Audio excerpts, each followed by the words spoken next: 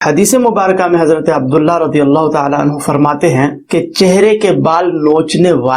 نوچوانے والیوں پر، یعنی بھویں بنانے والی اور بھویں بنوانے والی عورتوں پر اللہ تبارک و تعالیٰ نے لعنت فرمائی ہے۔ لعنت کا مطلب اللہ تبارک و تعالیٰ کی رحمت سے دور ہونا ہے۔ اس وجہ سے معلوم ہوا کہ آئیبرو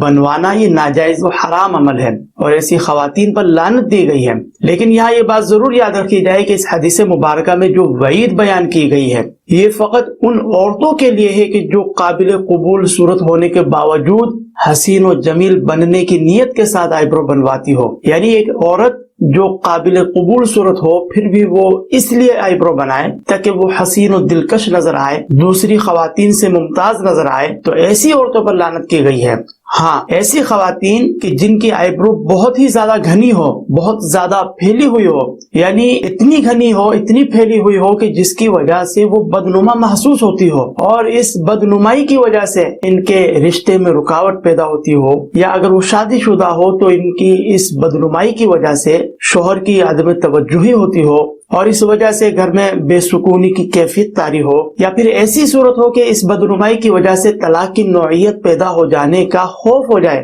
یا پھر ایسی عورت کہ جو زمانہ ماضی میں آئیبرو بناتی تھی لیکن اسے خوف خدا حاصل ہوا اور اس نے سچے دل سے اپنے اس قبیح عمل سے توبہ کر لی، لیکن توبہ کرنے کے بعد اگر وہ آئیبرو نہ بنائے تو اس کا چہرہ بدنما محسوس ہونے لگ جائے، تو ان تمام صورتوں میں ایسی خواتین کا فقط اپنی بدنمائی کو دور کرنے کی غرض سے آئیبرو بنانا یا ان کی آئیبرو بنانا بالکل جائز عمل ہوگا۔ معلوم ہوا کہ صرف ضرورت کے تحت آئیبرو بنوانا یہ جائز ضرور ہے، بلا ضرورت یہ جائز نہیں۔